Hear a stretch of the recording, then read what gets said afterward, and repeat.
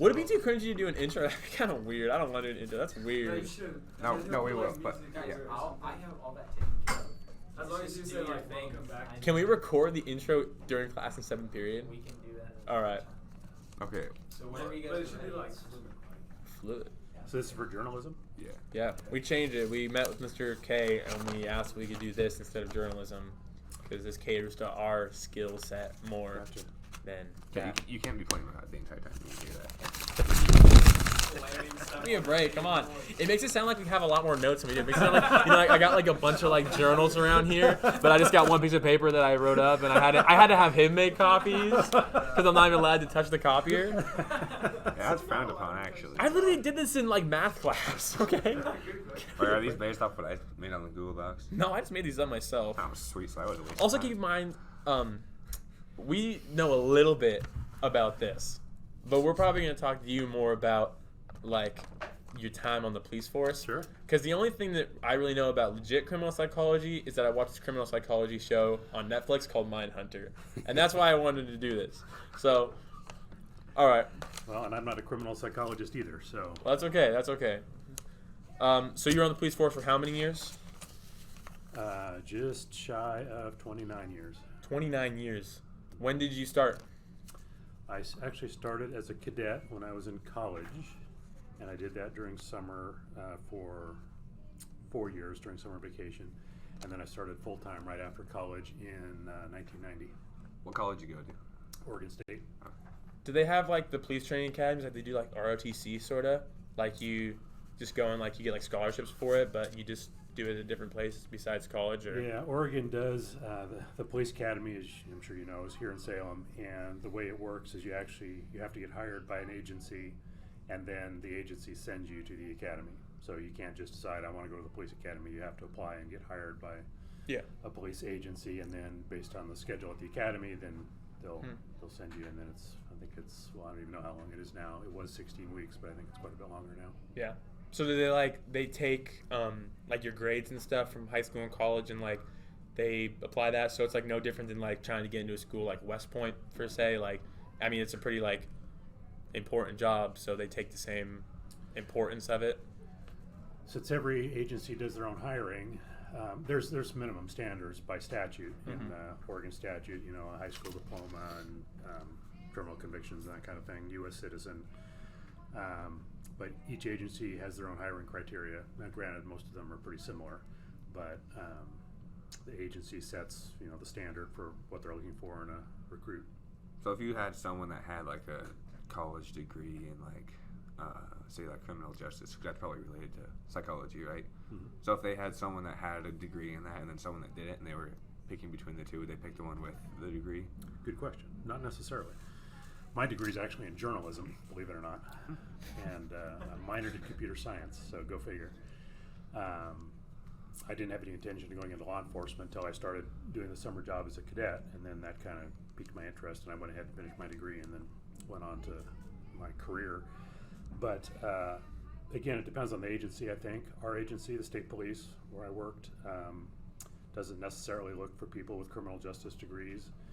I did a lot of sat on a lot of hiring panels and interview panels and background reviews, and what we were looking for is people that were well-rounded, and good grades are obviously important, but somebody that had some life experience that showed that demonstrated some responsibility and could handle the real world. If we had somebody that we had several I can think of that were barely 21 and had been homeschooled, not that there's anything wrong with that, but they'd been homeschooled and lived at home and never really had a job, and that's not somebody we're probably going to hire right away. Maybe a few years from now they'd be great, but they just need to demonstrate that they have some life experience. So life experience is more important than what your degree is in. Because you had to take a psych eval too, right? Yes. Is that pretty hard to pass? I didn't have to take one because we weren't doing them then, so I couldn't tell you. Oh, okay. But no, I don't think it's hard to pass, and it's really not a. There are some mandatory disqualifiers, I think, but it's more of a scale, and then the agency looks and sees. There's the way he does it. Everybody pretty much uses the same firm in Portland, and he'll just list some risk factors, and then those risk factors are addressed during the background. So the background investigator will dig into that further a lot of times and see if it's really a concern or not. So Okay, yeah. What's the difference between like state police and local police in like terms of like what you respond to and what work you do on like a federal scale per se?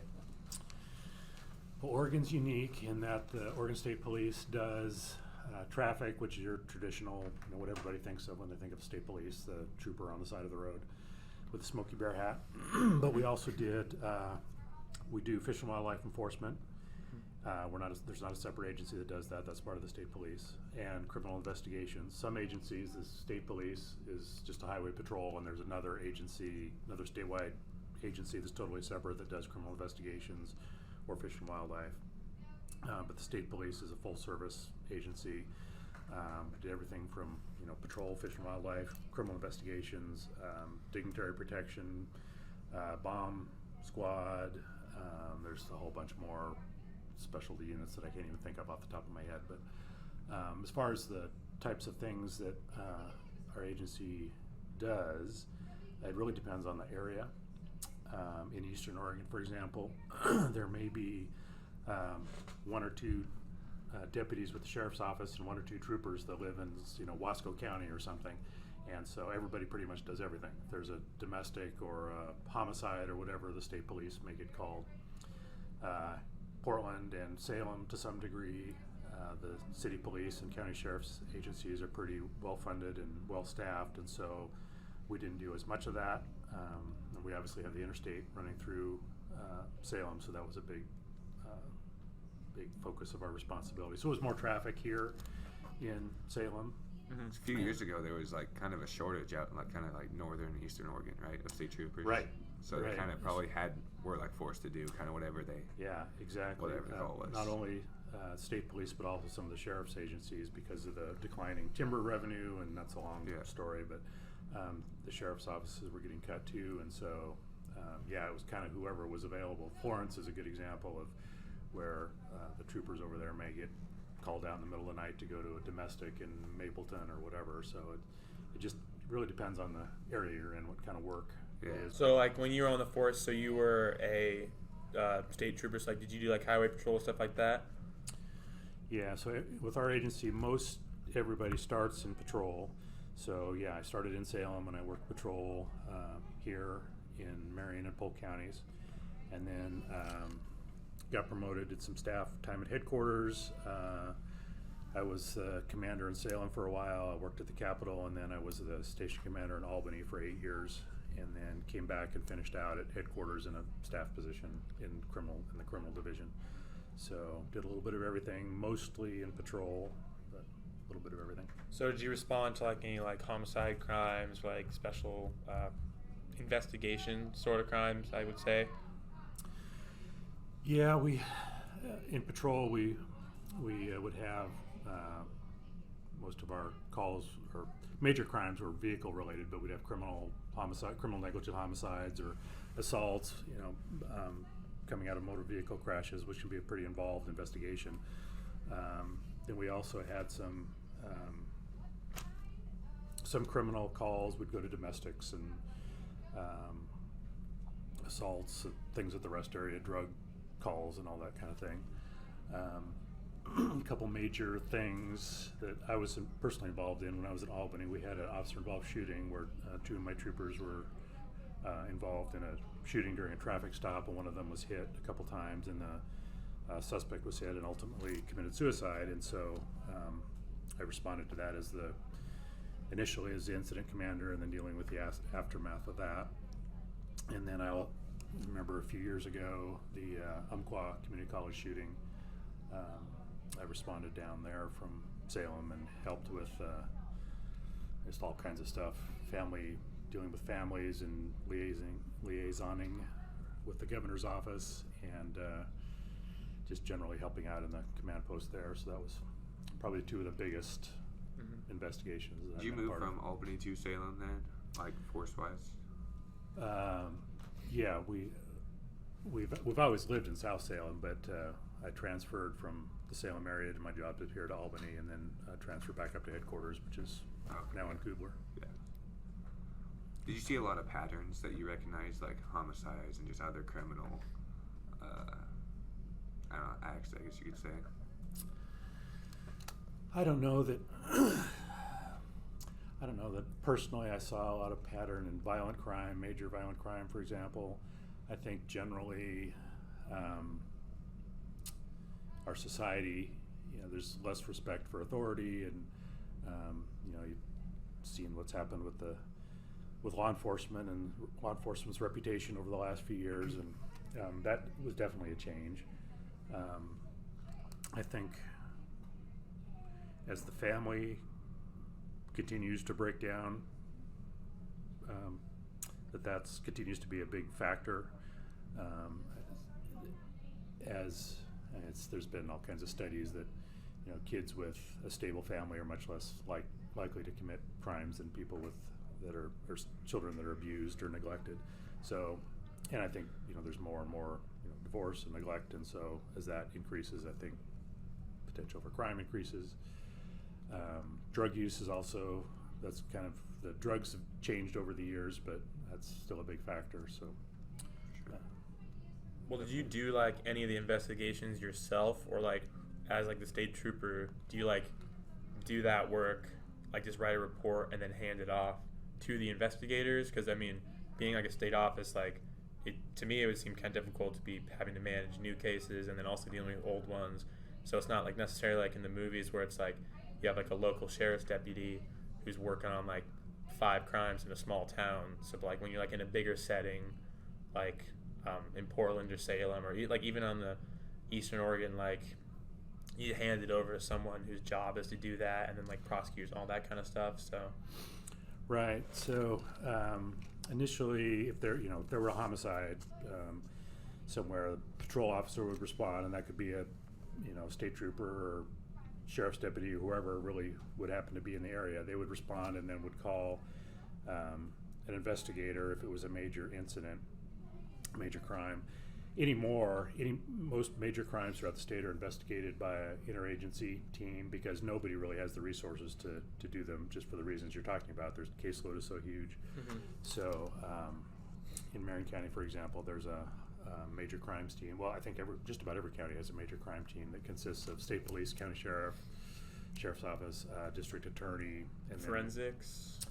Forensics is usually done by the state police, although some agencies do have their own forensics examiners, but most, especially in rural parts of the state, it's the state police. We have, I think, four crime labs still. I think they shut one down, but I think there's 4 crime labs around the state, and they'll respond anywhere in the state to do the forensics part of it. So nobody has the resources to do it alone. So teamwork has become very important. And but yeah, Molly did investigations for years, and the caseload was huge. And it's prioritizing. You're dealing with the crisis that comes in, and then trying to keep the most important ones on the front burner. And yeah, exactly. I mean, I imagine it'd be kind of hard to prioritize, especially because like just so many like things happening at once, and like you want to like thoroughly deal with everything, but you also want to have to finish stuff behind. And so I can see it gets very busy, but you got no time to finish it. That's very true, and it could be frustrating. I know, she was frustrated with her caseload because she didn't feel like she was giving maybe the lower priority cases the attention they deserved. And person crimes, assaults, and homicides are obviously going to take priority, and so your property crimes may not get the investigation that they should, just because of lack of resources. Yeah. Is there like a time limit on like how long a case can be active? Because like I know like cases are open for as long as they need to be until they're solved. Mm-hmm. But like, I mean, like what happens when you have like a petty crime like theft or like the property stuff you're talking about, but then like you just get so backed up with other things, like what happens to that small case? Yeah, it might just sit there indefinitely. They can be open for forever. There's statute of limitations. Somebody, once you have a suspect identified or charged, you can't just have the case languishing forever, because they have the right to have due process, and so there are some timelines then. But if there's no suspects involved, the case could go on for years. I mean, you've seen the news. There's cold case homicides getting solved that are 20, 30, 40 years old, and they've and there's probably nobody doing anything with them for years and years and years. And then DNA technology got better. Somebody took another look at them, or a tip came in, or for some reason they surfaced again and were able to get solved. Yeah. Is it hard to like keep track of like everything that's just been building up and like piling up on top of each other, or is it like? Yeah, organization is key. There's different databases and spreadsheets, and everybody kind of has their own way to do it. We went to a records management system quite a while ago now that does a pretty good job of keeping track of the status of cases, and the supervisor will go in and run a report of what's open and what isn't. So like when you do like find the person responsible, like petty crimes are kind of like, someone robs a store like just because they wanted money for whatever reason. That's no big deal. But like when they are arrested, like does the legal system like try to like gain any like further information in terms of like why they did it, like with big crimes and stuff like that? Because like I know like I've heard stories of like like back in like the 50s and 60s, you find some person murdered and you go and look for the ex or the business partner that like turned him over. But like now it can be something as petty as like they made their day turn the wrong way, like stuff like that. So like how do you like try to prevent like further crimes from happening like that, especially when like there's such a big deal? Because like you don't want any more homicides than you.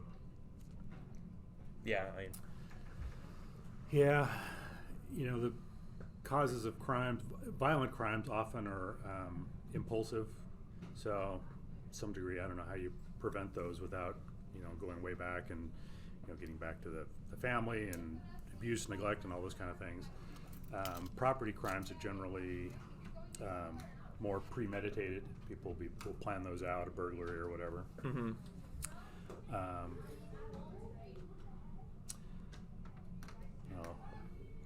I lost your question. Yes, like you guys like ever go interview the people that like do? I mean, like to gain further information about the case, but like, do you ever have someone who like goes in like besides like the mental health, like because I'd imagine there's like a mental health psychologist that like goes in and like does like the healing process, I guess, in their mind because they've just been convicted of a violent crime, and they might not necessarily know why they did it, and so then they're the psychologist or psychiatrist trying to figure out why they did it. And so like do they apply that to like other crimes and stuff? Right. So during the investigation, from law enforcement's perspective, we're trying to solve the case, and part of that may we want to get a motive. So if there is a suspect being interviewed, obviously that's one of the questions. Yeah. Why, and we'll get background and try to figure out why they did what they did. But the focus of the investigation at that point isn't to, it's pretty much to solve that case. Now, once they're convicted and come under the control of the Department of Corrections, there's all kinds of services and evaluations and mental health things that they get. And I'm no expert on those, but I know when they go into the prison system, there's an intake evaluation that looks at mental health issues and addiction issues, and then they have a plan for how they're going to address those when the person's incarcerated. So that's more of a Department of Corrections thing, I would say. But they do have all those things, and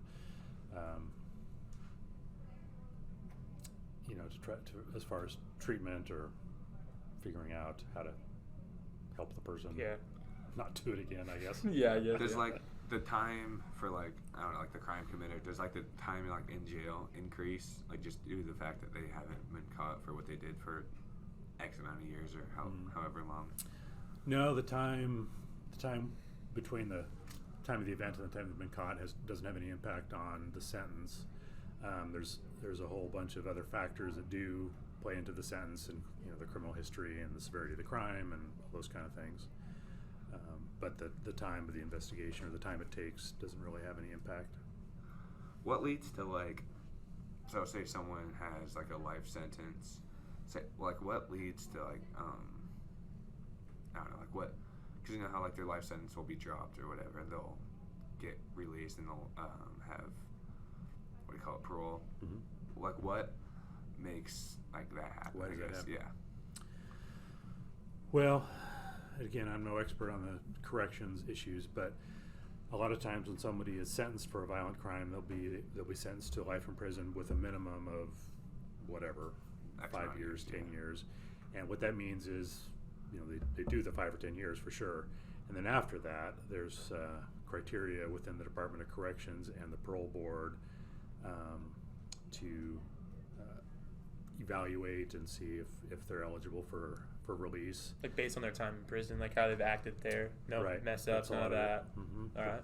The parole board, if somebody's going up for parole, I can't speak.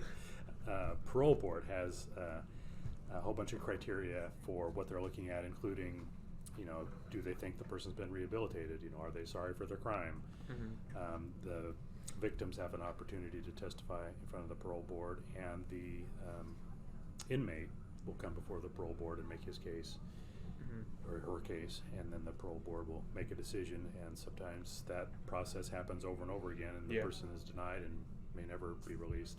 Is the parole board they're are they like elected by somebody They're appointed by the governor. I think I want to say there's 4 members per state, or I mean, in every Oregon state's it's- different, but yeah, in Oregon there's 3 or 4, I believe. So do you think it's sort of like subjective? Because I'd imagine that in a state like Florida or like Alabama, someone comes to the jury for committing a murder, and they're very less likely to get parole based on somewhere like California or New York, someplace like that, where they'd maybe be a little more lenient with what they give them. Yeah, I would suppose that would be a factor, depending on how conservative or liberal the state is, maybe. And I'm not familiar with other states' parole boards and how they function, but I know Oregon's parole board is made up of, there's an attorney, there's the governor's office tries to get a good cross-section of professionals that are going to be qualified to evaluate to the best they can whether a person's okay to be released. How busy, do they have separate judges for those? Because I know people they go to prison for committing the crime, but they have to wait so long for their hearing in terms of parole. They'll be okay, we'll send you out for a hearing for if you can go on parole or not, but and they have to wait year or two. Is that just because there's so many of those, or is it the same judge that does everything? Well, it's the same parole board, and if you're talking about a parole hearing, I really don't know what the timeline is and how they schedule those or anything. But there's one parole board here in Salem that deals with parole issues for every inmate in the Oregon Department of Corrections and all the prisons. So is every parole board different in terms of how they operate? From state to state, I would suspect they're probably generally the same. Probably generally the same. Is it based on federal law or state law? State law. State law. Mm-hmm. So if a criminal, if there's a crime committed in a different state, and then the criminal comes and he comes to Oregon, Mm-hmm. and you arrest him, Mm-hmm. whether it be you know him from a different area or he committed a crime in Oregon, Mm-hmm. is he put in the Oregon Correctional Facility, or is he sent back Mm-hmm. to where he came from? And then is there a trade-off, or depending on the crime, where they get sent, and who wants him more, sorta? Yeah, good question. Yeah, so if somebody committed a crime in another state and then was arrested for whatever reason in Oregon, if they committed another crime, really the states would talk, and it's possible that the case would be adjudicated here, and they'd be sentenced and serve their time in Oregon, and then go to the other state and do the same thing there for their crime there. If somebody was wanted for a homicide in Washington and they, committed a, petty theft or something here, the prosecutors in the states would talk, and the Oregon might choose not to prosecute because what's the point? The person needs to go to Washington to face the homicide charges, So the states do communicate about that. Extradition is a formal process. You can't just take somebody in custody from one state to another. There's a process involving the governor's offices that states have to talk and agree to there's agreements between the states, and it's a very involved process, and it has to be done exactly right in order to legally take a person to another state. A lot of red tape. Because I imagine you can get some pretty hot water with lawyers in terms of like, you got to follow the boundaries while also trying to do your job, and that could be very difficult because, like, as a police officer, like, you want to like put the person behind bars, and you want to arrest them for the crime that they did, because like them walking free that's what's good for everybody's safety. So like, do you track like the cases pretty closely in terms of like you're like, I'm putting all my effort to put this guy behind bars, like that kind of stuff? Again, it's priority. Prioritizing cases.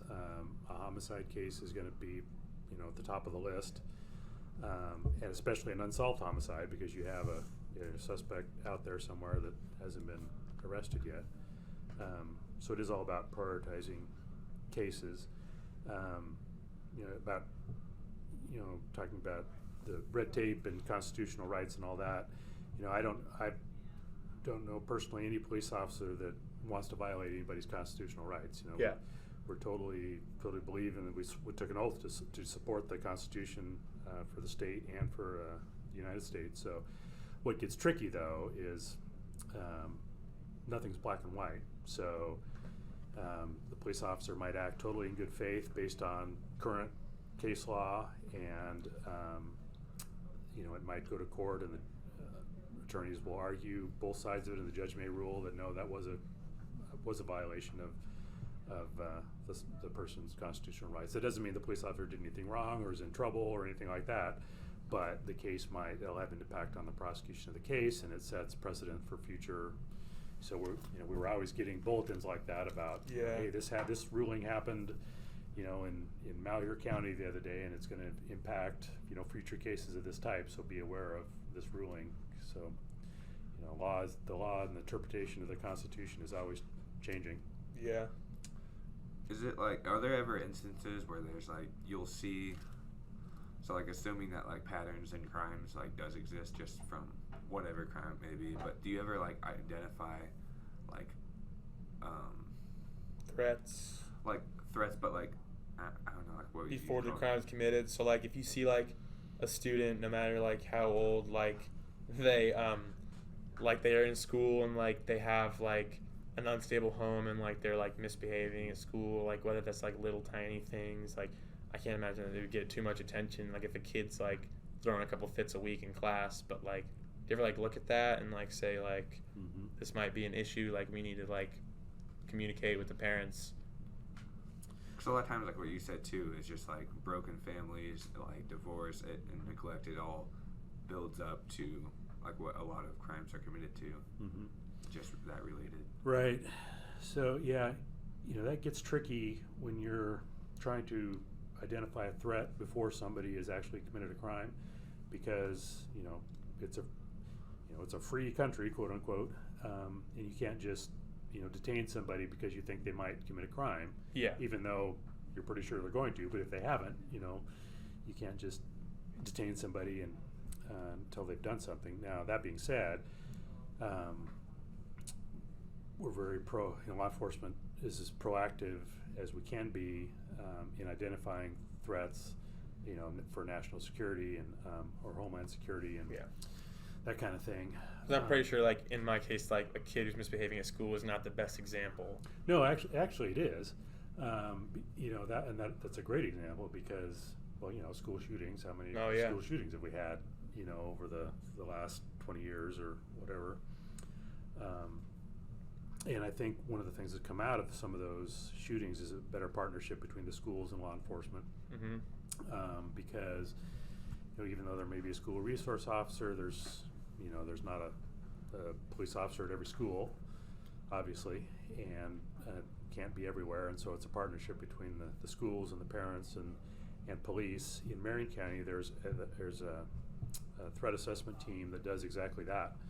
If somebody has concerns about a student, they'll bring that case, the facts of the case or their concerns to this team that has expertise in, addiction and mental health and law enforcement education and everybody's at the table that has expertise in those different areas, and they can staff the case and decide, is this person, do we think this person really is a threat, and do we need to talk to the parents, or do we need to do some sort of intervention or whatever, or is it maybe not, doesn't rise to that level, and maybe we'll just keep an eye on it for now or whatever. And the Oregon established a school safety tip line, I want to say 2-3 years ago. That's a statewide resource where anybody can call, student, teacher, or whatever, and that'll trigger the same kind of thing where somebody calls in and say, hey, so I saw so-and-so, wearing a black trench coat and talking about, shooting up the school or whatever. That's an extreme example, but that would get everybody's attention in a hurry. Yeah. But something, less minor than, or more minor than that, but still a concern, would go to, they could call the student safety tip line, and then the appropriate administration or law enforcement would take a look at that and assess it and decide to the best they can whether that's a legitimate threat or not, and what needs to be done about it if it is. What would you say is like a big, I guess, like popular factor that makes criminals, like, what triggers them to do the crimes that they do? Like, say, like school shootings, for example. Well, yeah. If I knew the answer to school shootings, I don't know the answer to that. I think there's a lot of factors. Again, it's family situation, abuse and neglect. But you look at some of the shooters, and they came from good homes too. So I think there may be some biological factors. There may be something in the brain. Actual, physical, chemical imbalances or whatever. There's psychological issues. That's the big question that everyone's trying to answer, is why some people do that. So there probably hasn't been a lot of, like, I guess, similarities in between, like, say, one school shooter from 2 different states. There's not a lot of, like... Yeah, there's the stereotypical Columbine shooter in the trench coat, that everyone thought was crazy or weird or whatever. But then there's, I don't think anybody thought Kip Kinkle in Eugene was, from what I remember, he wasn't that way. He was kind of odd, but so are all of us. Yeah. How do you kind of the normal? Yeah. How do you know who's just weird and who's homicidal? I don't know. That's people way smarter than me are struggling to figure that out. Yeah. So I guess a lot of years ago, a long time ago, you could argue that criminals were made based on their environment, in terms of stable households, stuff like that. But it's nowadays, like you were saying, you have a kid who comes from a perfectly good home, and then he just one day decides to shoot up the school. So do you think that balance has flipped from criminals are created to criminals are born, and how does that play in a case? I guess. I don't know that I know the answer to that. I think it's a combination still of both. I do believe there's psychological factors. It's more opinion, sort of, not legitimately. I think there's psychological factors. I think personally, I think the majority are environmental or social or whatever you want to call it. No father figure, abuse, neglect, homelessness, whatever, all those factors, I think, may spur somebody to commit crime. Sometimes it's, just greed. Sometimes it's because they want something. Again, like we talked about, violent crime often is impulsive and, based on passion, so to speak. So I think there's a lot of factors, and that's going to come out in trial. Yeah. Because the defense attorney is going to raise all these issues of, my client, committed this homicide because of X, Y, and Z. Yeah. And then those may be true, but then that's up to the judicial system to decide what to do with that. Do they get I don't want to say bailed out, but definitely a little bit of a cushion in terms of their punishment if they can claim to be mentally ill? Because I know my mom watches a bunch of special victims unit Law and Order, and every person who commits a violent crime, they go to court and they're my client's mentally ill, and then they do get off, and I don't know, like, and the district attorney's always like, that's the dumbest thing I've ever heard. So Yeah, there's a little bit of a misconception about that. If somebody's mentally ill, that doesn't mean that they are She's mentally acquitted. unstable too. which yeah, is I Right, guess like that's a what- better term to use. But that doesn't mean they're off the hook and they just walk out the door. If someone's truly found by the court to be guilty, except by reason of insanity, is the term. They, in Oregon anyway, will usually end up at the state hospital. Mm-hmm.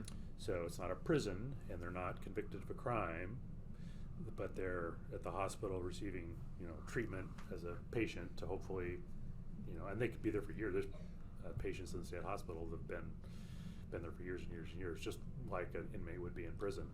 But it's just not a correctional facility because they've been found to have a mental health issue. Are they pretty good at differentiating between someone who's like faking having like a mental illness and someone I who's think just so. unstable? Now they are. I think so. I think you're right. I think it's claimed a lot more than it's factual. 'Cause at that I mean, point, I'd they're rather go- probably just desperate trying Yeah, to. right. I'd rather go to a hospital than a prison, especially because like prisons seem like they're dangerous. Right. Yeah. And the defense attorney, that's their job, is to raise all these issues and to represent their client. A lot of people do have mental health issues. That's what they're paid for too. So they're just trying to Right.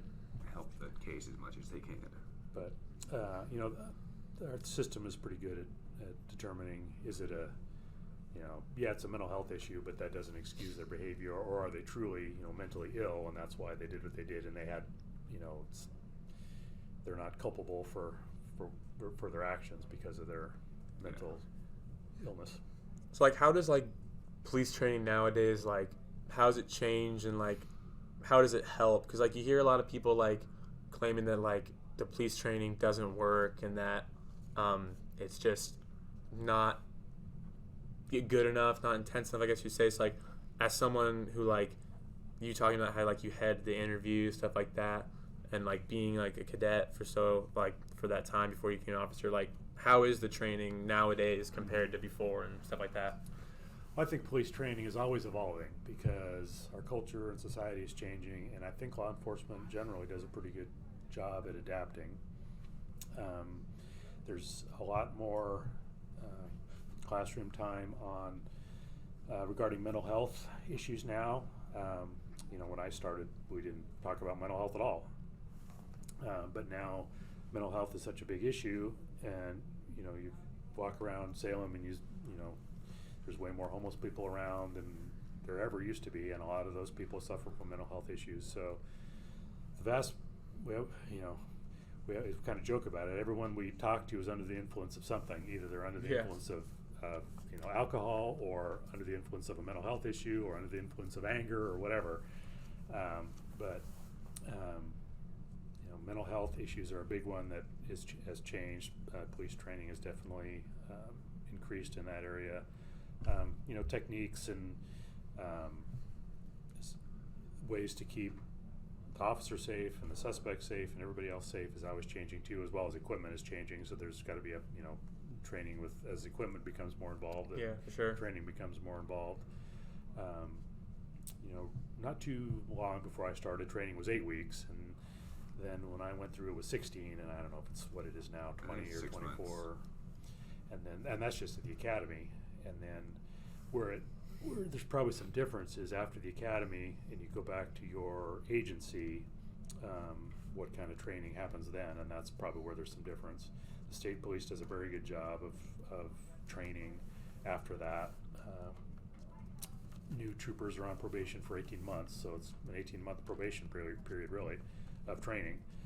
Now if you went to Burns Police Department or something, they don't have the resources to train somebody to the degree that the state police in Salem would. Yeah. So I don't think anybody would argue that training would probably be less for somebody in rural Eastern Oregon as far as hands-on training. Everybody gets the same training at the academy, but once you get out on the street, it probably depends on the agency and what part of the state you're in. And Do like agencies like send like their employees and cadets to like academy like they would like a business would send them to like business school, stuff like that? you're talking sworn police officers, or just like just like someone they see that like would be like a good police officer, like do they send them to the academy like from their agency?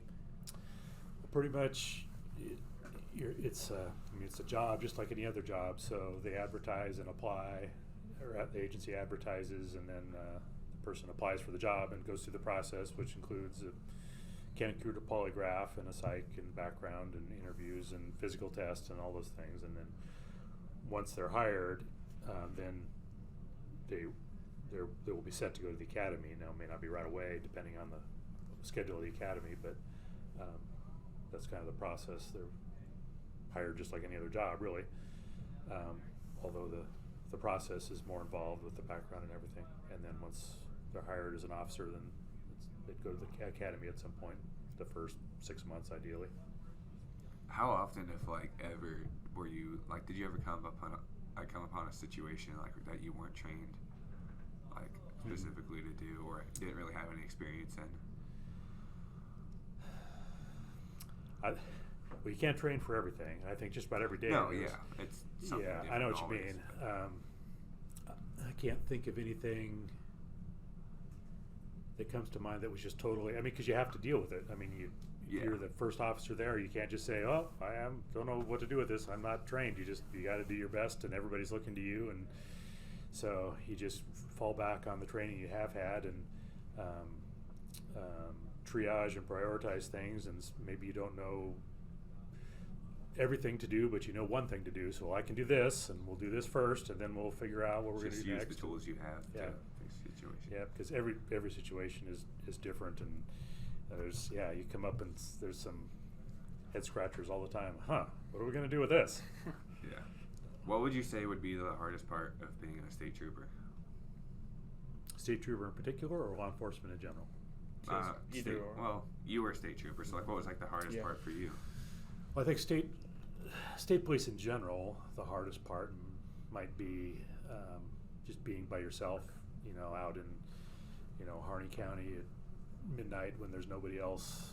You're 2 hours or more from any kind of cover, and knowing that, you're it. You stop, a carload of bad guys, and there's, 6 of them and 1 of you, and you're gonna have to figure out what you're going to do, because you can call for help. It'll be 2 hours till they get there. You can't sit in your car for 2 hours. Right. So again, and that's a situation that you can't always train for everything, but you got to just fall back on, okay, what can I do? And so that's probably one of the things. Telling somebody that their loved one was killed is definitely been some of the hardest things I've had to do. Yeah. And then you've been down I-5 South, the 2 crosses on the side of the road down there, south of Jefferson. One of those is Maria Magnano. The other one was Jason Haroff, and Maria was a state trooper that I actually trained. She came on the department with Molly. They were in the same class. And then when she came out to Salem, I was her coach, so we were pretty close. And that was hard to lose her in 2001. So, what would you say would be the, I guess, like easiest or less like taxing job of it? It's a fun job. I mean, I really enjoyed, and I think most people that have gone up through the ranks would look back at their time on patrol or investigations or whatever as a line officer, some of the best times. Every day is different. You're working with great people.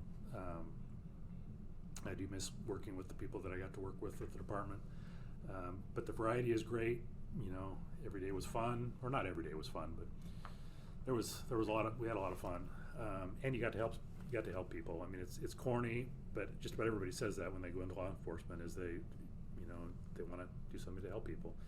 And you're meeting people on what often is the worst day of their lives, and maybe you can do something to help make it better, or help mitigate it a little bit, or help the situation. And that's Yeah, for sure. Sure. Well, that's about all we have time for. Yeah, thank you so much. Thanks for meeting with us. Yeah, sure. So what are you going to do with this? I don't know. Probably edit it, post it somewhere. So that's where we come in. Yeah, that's their job. So, All right. Well, make me sound good. yeah. We'll try.